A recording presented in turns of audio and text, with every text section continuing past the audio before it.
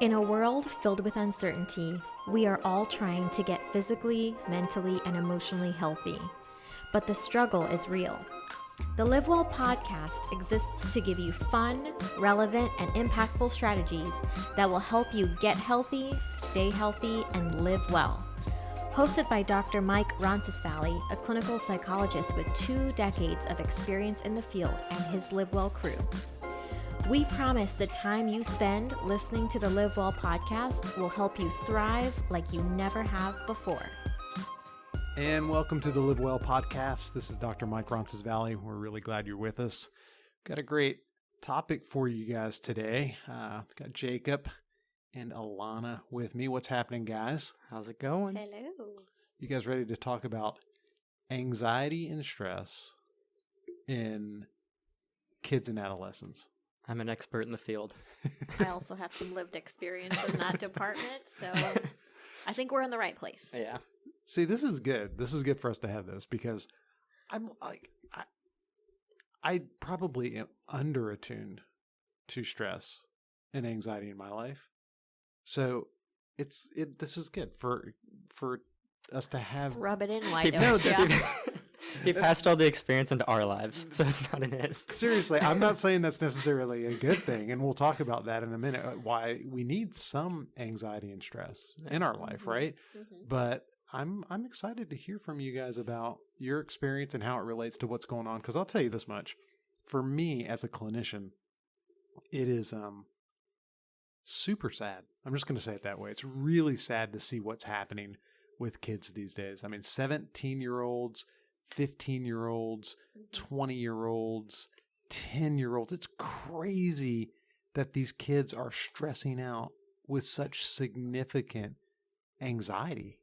I don't feel like in my 18 years of practice or however long it's been, I know it seems impossible. I understand. I'm hardly 18 years old. I thought you were going to say in your 18 years of existence. Yeah. Well, no practice. 18 plus is how I'd say that. I've never seen anything like this. Mm-hmm. I don't know about you, Alana, in the clinical office, but, I'm seeing it escalate big time over the last, especially since the pandemic. What do you think? Oh, yeah, for sure. I mean, just in the last, 6 months alone, the amount of calls I've been getting to see new clients between the ages of 10 and 20, it's like an exponential increase, and it's usually all severe anxiety related. And some of the things I see when they come in, it's just a lot of it has to do with how the pandemic has exacerbated anxiety. A lot of it is these young kids, they don't even know that they struggle with anxiety until the pandemic came about. It's definitely increased the amount of kids I've seen that struggle with high levels of anxiety. Yeah, I've got some statistics right here, and it says in 2007, 5.4% of children were diagnosed with anxiety or depression, and then in 2011 to 12 it jumped all the way up to 8.4%, and that's just 2012. So I think crazy. That's like probably closer to 10% or even more now, especially during the pandemic. It's probably well over that, and that's just diagnosed. That's not even the ones that don't even recognize what it is. Guys, I'm here to tell you this right now. This is a new phenomenon. Mm-hmm. This has not been something that's typical, at least in the field of mental health, mm-hmm. for the past 40 or 50 years. Mm-hmm. When I was a kid, you just didn't have kids that were anxious and stressed. I mean, there was very little pressure for 10-year-old Mike. Let me put it that way. Very little pressure. When I was a kid, which I know it wasn't that long ago, but seriously, a lot. But no, even like 20 years ago, it was laughable to like express symptoms of anxiety to your parents. It was comical. It was never like a thing that even got addressed or talked about. And you see how I turned out. So there's that. Yeah. I mean, even in my childhood, which wasn't that long ago either. It's like, I feel like it wasn't even near what it is today for children today, just with social media. Like my first phone was a Razor, so I didn't have like Instagram and stuff on my phone where I was like getting all the outside stress from that as well, just like trying to live up to the standards of other people's lives at such a young age. I will say, with just kind of putting myself in the shoes of an adolescent in 2020, it's hard. I think it's harder to be a kid now than it was 10, 20, 30 years ago. There's not even a comparison. Yeah. I'm telling you, so here was my day on a typical Saturday. You woke up, you watched cartoons because that's the only time they had cartoons on TV. Right. The only time you could find them was Saturday morning. So I watched that. Then I would go outside and I played some sports. I played like soccer or, whatever, tennis. But the season was probably 8 weeks. And then that was it. There was no fall ball. There was no spring. It was like you had this life. So I'd go outside and I grew up in the woods. So, I'd get a gun at 10 and go shoot, we used to shoot, Jacob, like the dragonflies. Oh my gosh. Isn't that ridiculous? They just explode into like nothingness. Yeah, we get a BB gun and like shoot dragonflies. Don't try this at home, kids. Don't for Christmas Have ask PETA your coming parents. after us. Yeah, what's the worst that could happen? You could turn out like me. No problem, right? Yeah. Yeah. Anyways, but that was it. Then you'd like, play till late at night and come back in. These kids aren't living that life. I was doing therapy the other day with a mom. And by the other day, I mean like several years ago. And we get done. I'm seeing this kid. We go into the waiting room. I'm like, well, look, we need to get Johnny back in. So I break out my phone and I'm kind of looking through my phone like, when do I have time? I'm so busy. And the mom's like, going through this and, well, I can't do it now. I have PTA and blah, blah, blah. So we finally decide on a time. And then the kid breaks out his phone and he starts looking through his schedule. Well, no, that won't work for me because, and I'm like, what are you talking about? You keep your schedule on, you like use your phone for your schedule? I've got Play-Doh at 7. I mean, he was more scheduled than me or the mom. It was crazy. And how old was this kid? I think the kid was like 10 or 11 or something like that. Wow. Is that nuts or what? That's crazy. So that's what we're dealing with. We're dealing with kids that are so stressed and overwhelmed by their life that they don't really know how to manage it. And so you fast forward from that kid to like a 16-year-old who's trying to play a sport, have a job, go to school and take AP classes, or get through school, have a girlfriend or a boyfriend, get into college, deal with social media that you're never alone. Yeah. Get viral on TikTok because that's what they all want nowadays. Oh my gosh. Yeah. I mean, and from what I can tell, every 16-year-old thinks that it's pretty easy to go viral on TikTok. And then make a living, don't got to do school anymore. Yeah. It's yeah. Yeah. I thought about doing that. Should I? I thought about just because I hear it's easy. I think I could get viral pretty quick. Yeah. Might as well try. Yeah. I'd love to see that, actually. Yeah, about that. Anyways, you fast forward and these kids are dealing with all this stress. It's just a different world. So I think we've established that it's kind of messed up. Do you think we've done a good enough job? Yeah. It's pretty messed up. I mean, yeah. I mean, we've done a pretty good job and we probably haven't even touched the surface of how messed up it actually is. Yeah. Yeah. So what's the craziest thing you've heard, Jacob, as far as stress on a 20-year-old? On a 20-year-old?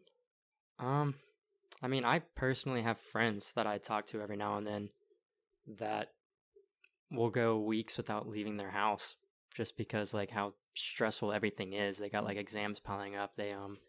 And they just start having all the physical symptoms of anxiety and they're literally just scared to go anywhere because they feel like they're going to have a panic attack like every single 5 seconds. So it's like, and I was personally in that boat myself for like probably 5 or 6 months where I didn't really even leave my apartment when I was up at school just because like I was having so many panic attacks. I was like, well, if I leave the house, I'm just going to have another one. So why leave? And then I'd have them in my house. So it's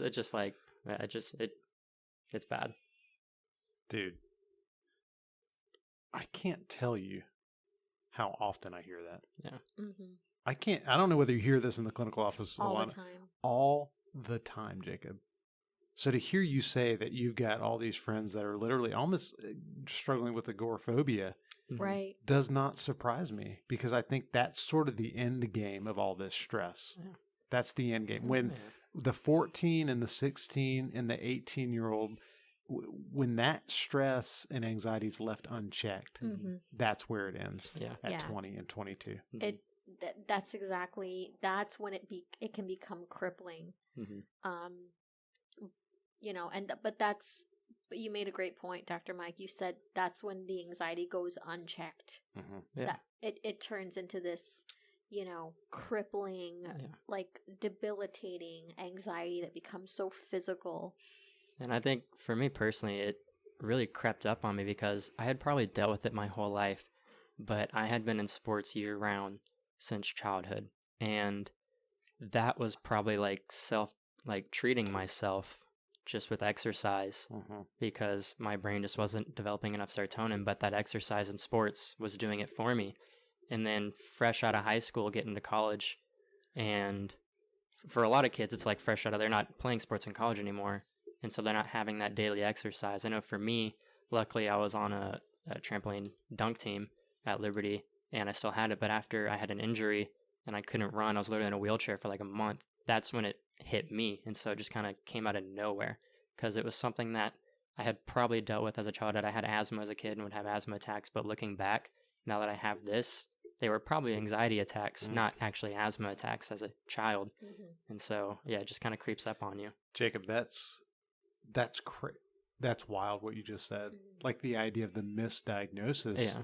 You're having asthma. It couldn't be anxiety. Right. It couldn't be stress. Not even coming in the doctor's head. Yeah, no. Yet here you are, kind of having some of those symptoms very early. And now, like feeling it now, like the anxiety, I know it's anxiety and panic attacks. It's exactly what I was feeling when they were asthma attacks as a child. Right. So, all right. We've done a good job.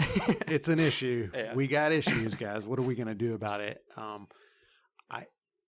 I'd like to take just a few moments and talk about why. Like, why are we seeing this uptick in anxiety and stress in our young people? Like, what's driving it? Is it too soon to say social media?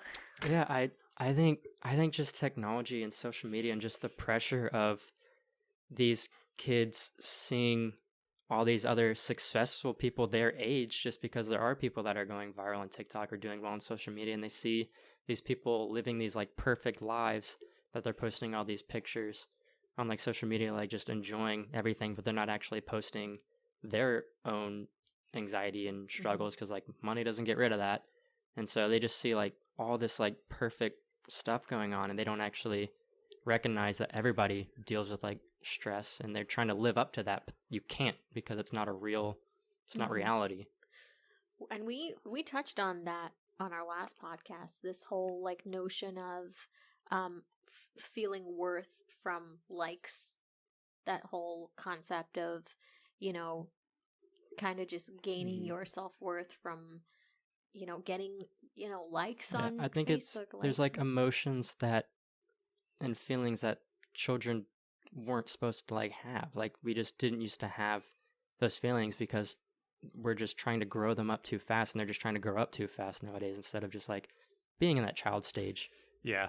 One of the hardest things for me as a dad is TikTok. And I'll tell you why. So I've got a little girl, right? My little girl's 12 years old. And she's cute as a button, number one. I might be biased, but she's kind of cute.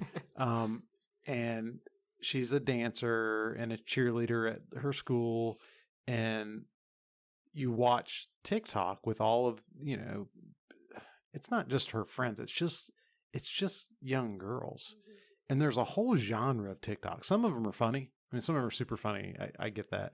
But there's a whole genre of like girls dancing. I don't know what that's called. Like, I don't know what you call that with TikTok, but it like the whole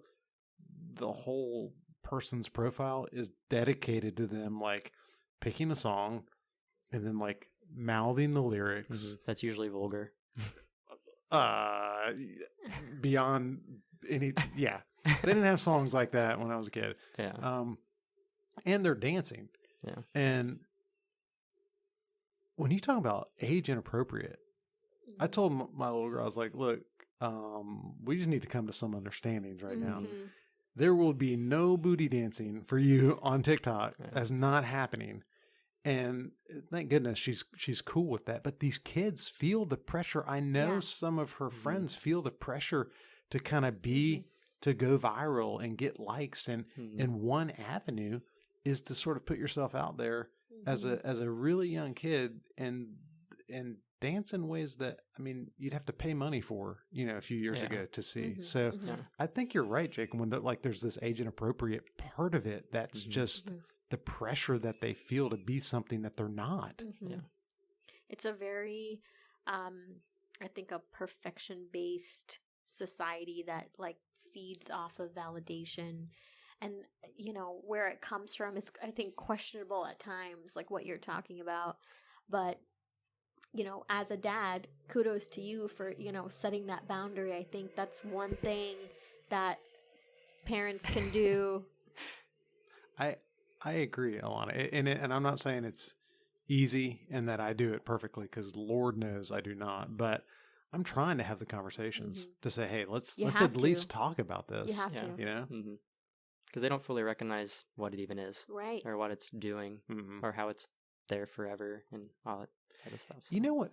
The other thing that I think is super hard about this for kids is the ever-present nature of it. Because I know when I'm 14,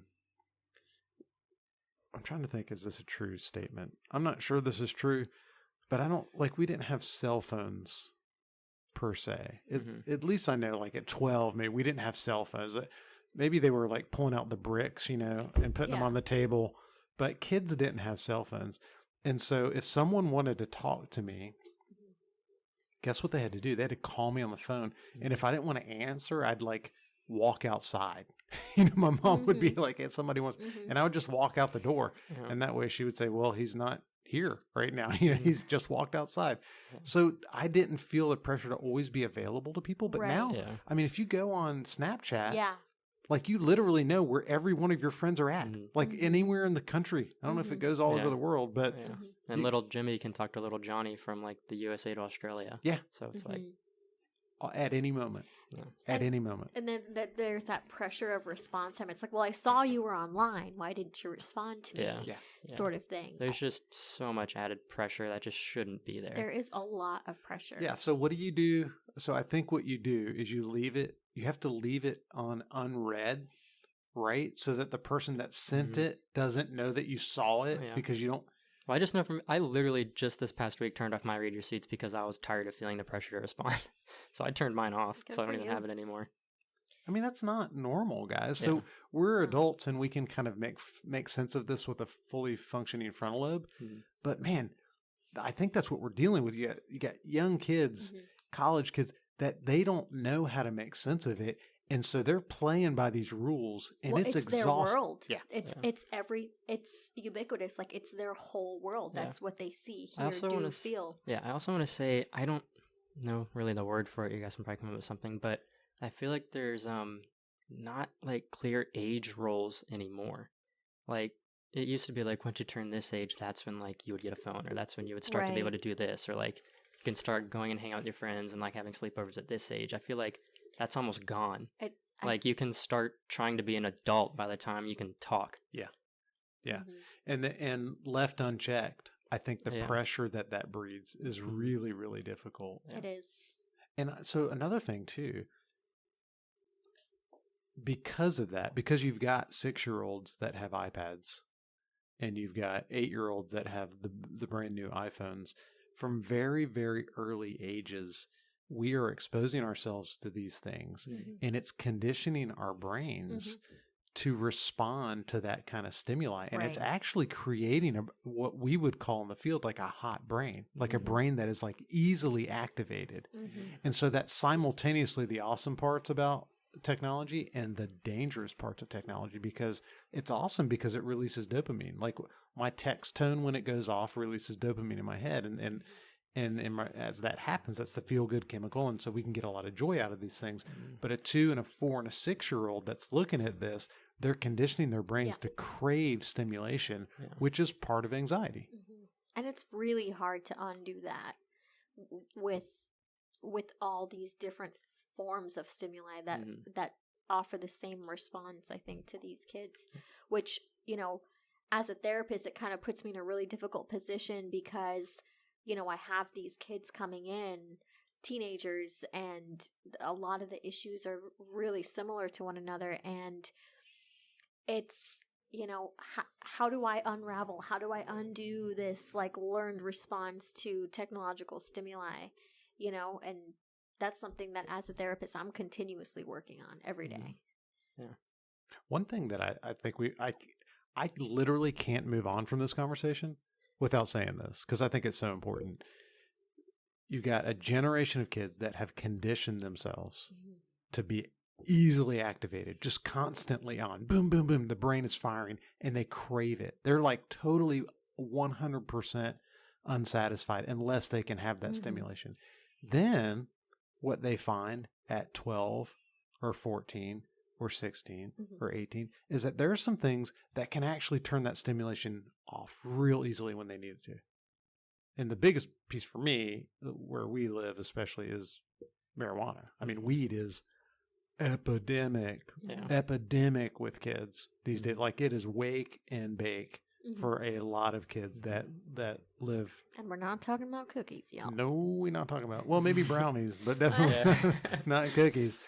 And that's actually contributing to lots of anxiety. And there's a I think a belief around a bunch of kids in just the culture of adolescence that says, oh no, marijuana is actually healthy. It's created by God. It's kind of it's something that's good for you.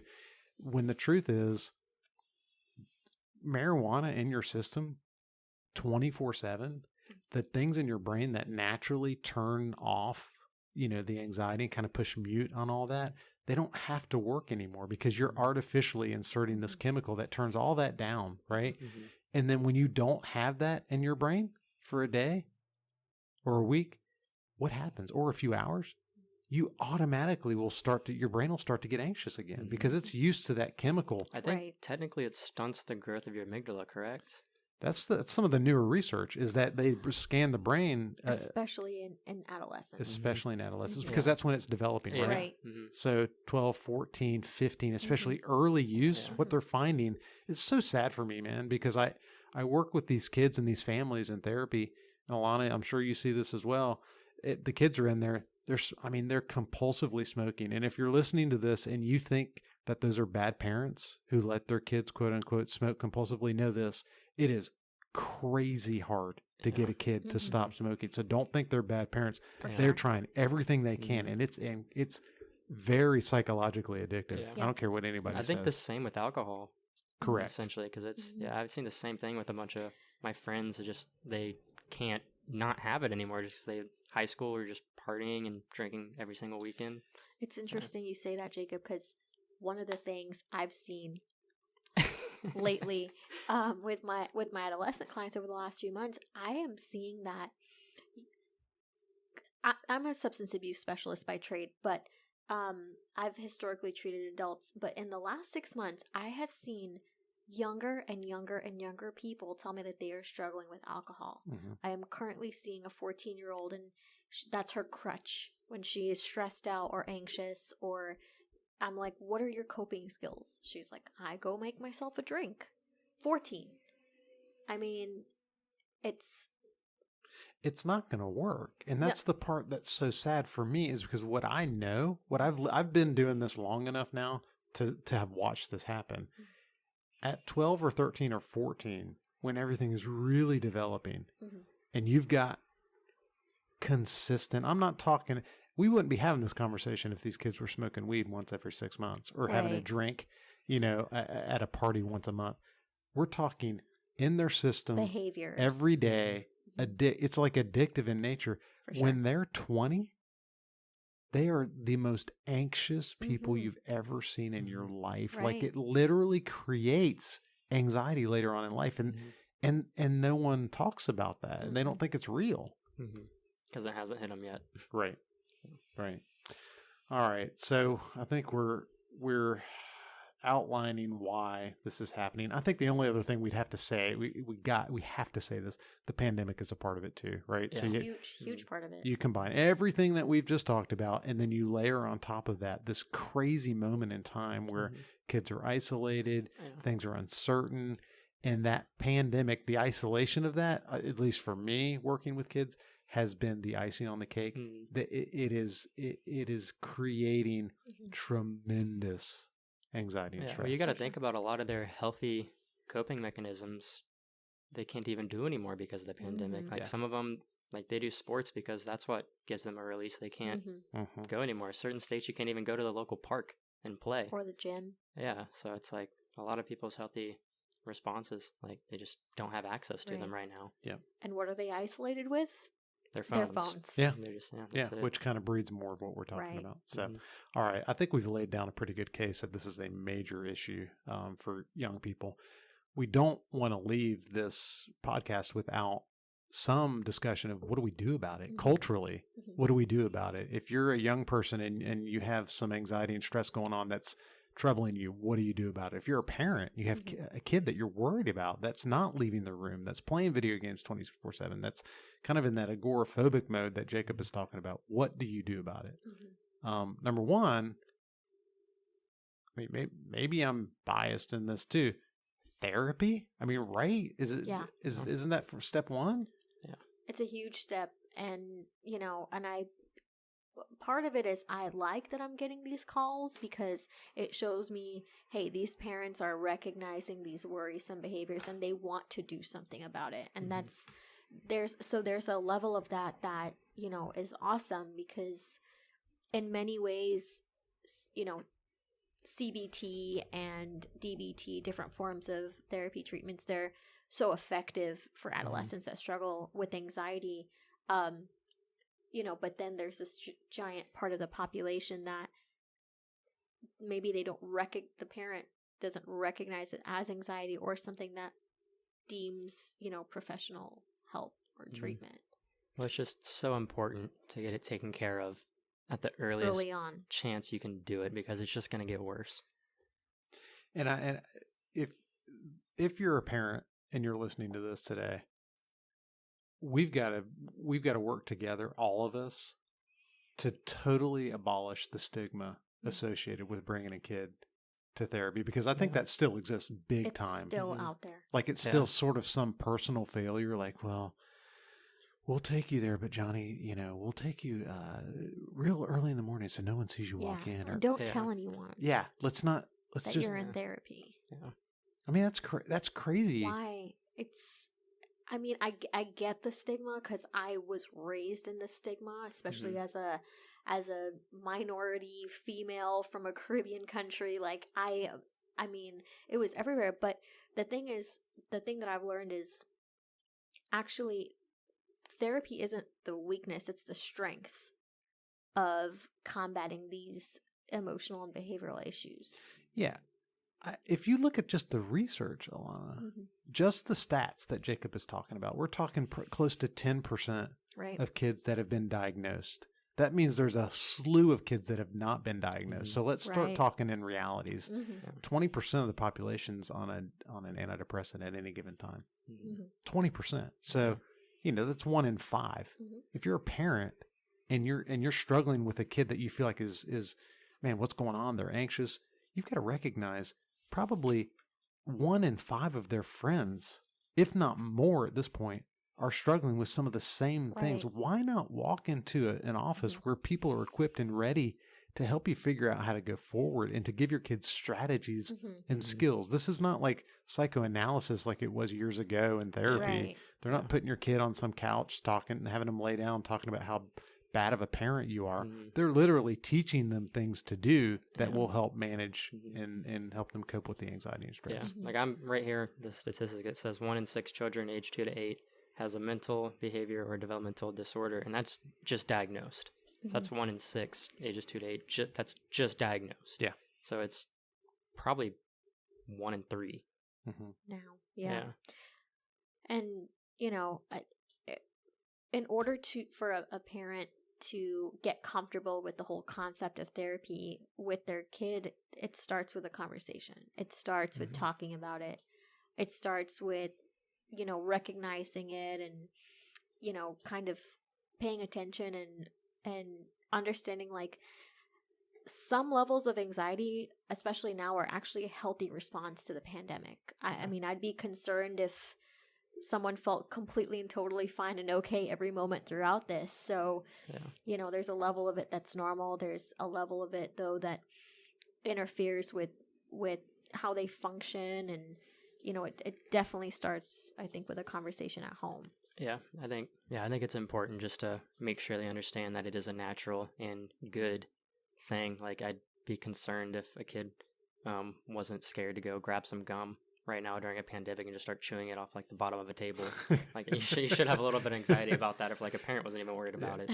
Like, well, I mean, I think that's sort of, we have to remember emotions aren't bad, right? So anxiety is not a bad emotion. Stress is not a bad emotion. It's sort of God-given emotion that helps us respond to threatening situations. So yeah, there's a piece of this where we've got to have some anxiety and stress just even to have motivation for life. For sure. So you think the analogy I use with people in the clinical office is, who's the last person you want on your basketball team? The last person that you want to pick for the basketball team is the least stressed guy, right? Because the super, super laid back dude, that's the guy that you're going to pass him the ball. He's going to be like, oh, God, sorry, missed it, man. We'll get it next time. You're like, what? No, catch the freaking ball. What's wrong with you? Yeah. So you got to have some level of stress in order to perform in life. That's called eustress, right? It's motivating. Yeah. Eustress. It's when it becomes distress, when it kind of, you cross that line, and now it's, rather than helping you perform better, you're performing worse. It's hurting you. Yeah. I need some stress to even study for the test. If I have a big test coming, I better have some stress. Otherwise, I'll never pick up the book. I don't want so much stress that now when I pick up the book, I can't focus. My thoughts are racing, and I'm so worried about failing that I fail. So, so next I think would be, so now that they understand that it is healthy, how to like train their brains not to consider it like their bad coping mechanisms, their maladaptive coping mechanisms. So I think step one for like the coping resources would be mindfulness and relaxation. To me, I think that's something that's so intuitive. So if you put one hand on your chest, one hand on your stomach, and take a deep breath, and the hand on your chest moves, you're not breathing correctly. If you take a deep breath and the hand on your stomach moves, that's a deep breath out of your diaphragm that actually is consistently associated with less stress and less anxiety. So for sure, teaching ourselves and teaching our kids, how to breathe, how to stop, like how to hit pause, which I think comes first, and to breathe.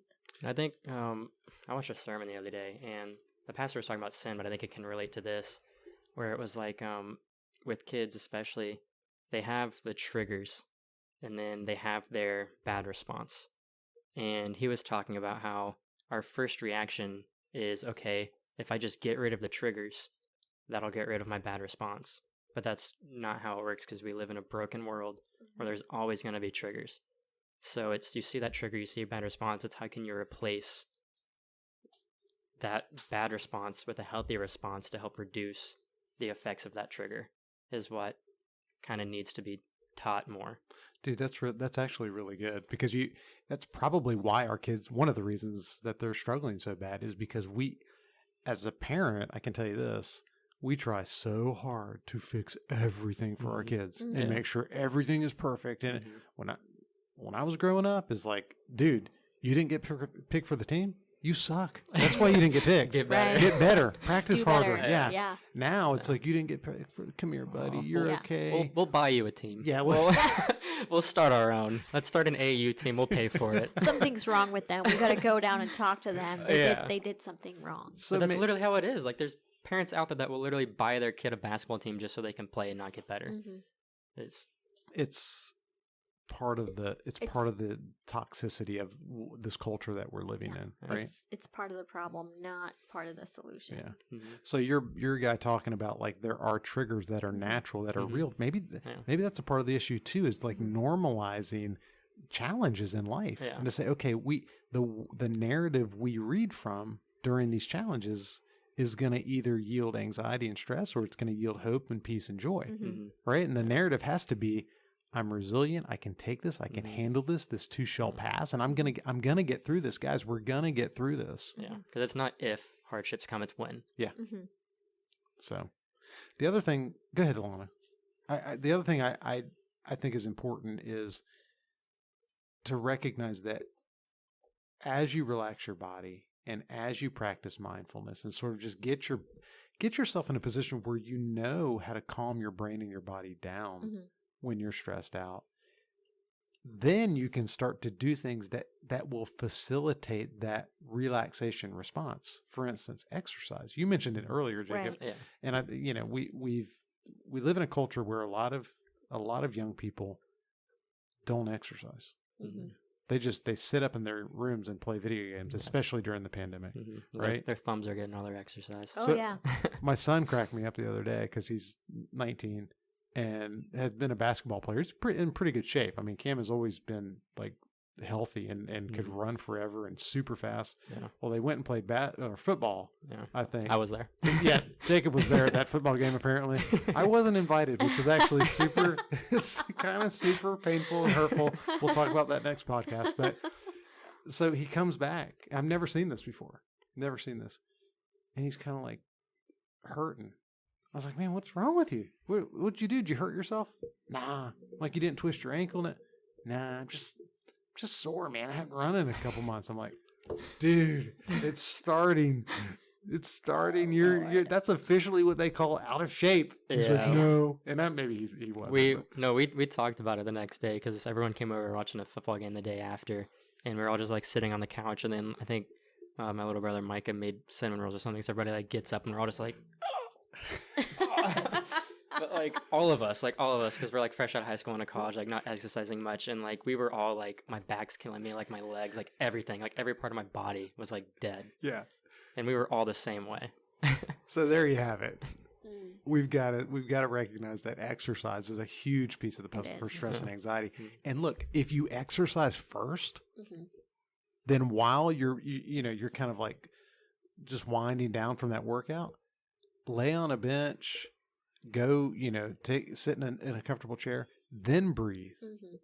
and practice relaxation and mindfulness. And you'll be shocked because it's kind of like the synergy of Mhm. endorphins. You got exercise creating endorphins, and then you've got the mindfulness creating endorphins. It really, really does work. Mhm. And just to top off of that, actually, physical exercise and physical activity actually is a huge tool to combat the physiological aspects of anxiety. Mhm. It's an actual release. So going for a jog, taking a walk. I mean, even things as simple as that people can do right now in the middle of the pandemic. Mhm. It's a huge tool to alleviate some of that built up tension that comes from anxiety.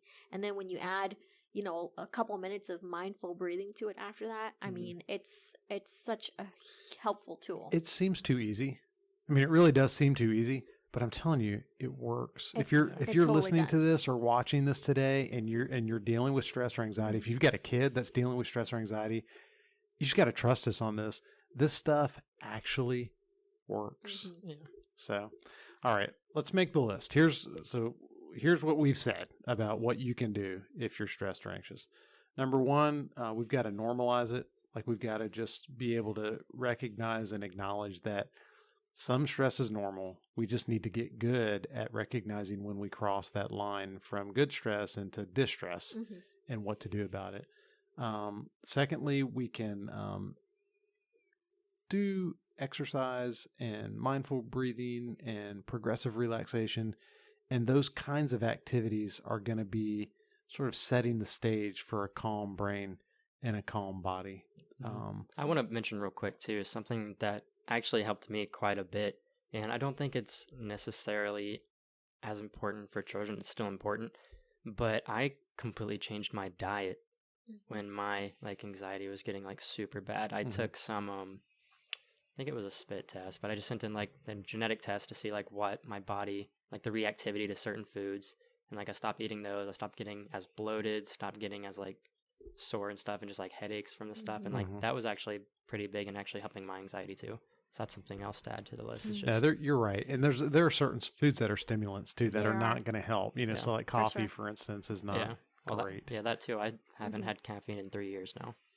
Good for you. I'm always tired, but man, I'm just so jealous, dude. I wish. Oh my gosh. I wish I could. Yeah. There's some coffee. Yeah, I drink. Now I'm drinking this is exciting. This is good for us.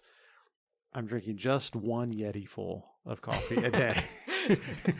Just one Yeti. He doesn't mention it's the gallon Yeti. Right. I'm not going to talk about what size Yeti it is. That's irrelevant. The deal is one Yeti full. Sure. One Yeti. So, yeah, that kind of stuff does make a big difference, Jacob. And by the way, people, what we're doing right now helps. Getting around other people and talking about stress and anxiety. Yeah, that's even why therapy works. For sure.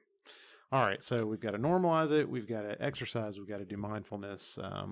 We've got to eat better. We got to get in relationship with people. These are all things that are very effective. And then really that final, maybe most important thing is to say, okay, therapeutically, what am I going to do? And what do I need to do for my kid? Yeah. So if you're listening to this today, we do have, resources. Obviously, we've got referrals for you anywhere you live. We can help you find someone that can just work with you face to face in a therapeutic relationship. So you can find us at livewell-coaching.com and fill out our form there, and you can contact us. But probably I would say the easiest thing that we could point people towards is our LiveWell coaching product. So if you're listening today and you really want to do something different and you want to say, okay, I want to get healthy and I want to stay healthy, we've developed an application that goes on your phone, and the application gives you good, healthy, cognitive behavioral tools, coping skills like we've just been talking about, and it helps you execute on those strategies. It will get you less stressed and less anxious. This app actually will. But here's the kind of the cool part about it is we combine kind of high tech. So there's a lot of artificial intelligence to the app and things that, come to you through the app with high touch. In other words, the high touch is there's a real person on the other end of that technology that you can interact with, your coach, that you'll meet. You can message during the day if you get stressed out or anxious. If you got a kid who's stressed or anxious and you want them to have someone that they could pick up their phone at any point during the day and message and say, man, I'm really struggling, LiveWell Coaching is the answer. If you're a college student right now and you're got exams coming up soon, you're not leaving your dorm because you're having panic attacks, LiveWell Coaching is your answer because you've got someone that's going to be your resource all day. 7 days a week. 7 days a week where you can say, man, I'm struggling. What do I do? And that coach is going to be there, ready to give you feedback, ready to give you encouragement, accountability, and walk you through the process to get from where you're at to where you want to be. So if you're interested in LiveWell Coaching, we'd love to talk to you about it. Just go to our website, livewell-coaching.com, livewellcoaching.com, livewell. The link will be in the description below. Yeah, let's go with that. And one of the coolest features that we have on our LiveWell Coaching app right now is a program specific to getting through the pandemic. It's called Progress Through the Pandemic, and it is brought to you, customized by the three of us here at this table today. And there's a lot of just really helpful things in there that's related to, it's relevant, it's related directly to what everyone is really struggling with right now. And, the last thing is what we want parents to know is you don't have to do this alone. You don't have to figure this out alone. We are here to help. That's what we're here for. LiveWell Coaching, the application, and our website, I think, are some amazing tools for both kids and parents right now. Yeah. And it's important to say this too. We're a group of clinicians, right? I mean, we know what we're doing and how we're doing this. I'm a clinical psychologist. I've been in this field for years and years, and we're the people that have put our heads together on this app. It's not a big company that, is serving 30 million people. You've got an opportunity to connect with real people who are experts in the field that can help you go from where you're at to where you want to be. Not just experts in the field. Like, we have the experience of experts in the fields dealing with it. We also have the experience of people actually that have gone through it and know exactly what it feels like. Yeah. So Jacob is one of our coaches. And if you're listening today or watching this and you're in college, Jacob would be one of the guys that would kind of literally give you the feedback, talking to you from his own experience. Yeah. If you're a parent, what would it be like to have a guy like Jacob that was willing and ready to kind of speak into the life of your kid? Right. It's crazy. It's awesome. And we hope that you're take advantage of it. So go to livewell-coaching.com. Got it. Fill out a form right there on the website. We'll touch base with you within 24 hours, and we will get you going on the app. So we thank you guys so much for being with us today on the LiveWell Podcast. We had a great time, and until next time, we hope that you live the life you've always wanted. Yes, sir. Thanks for listening. Have a good one. See you next time.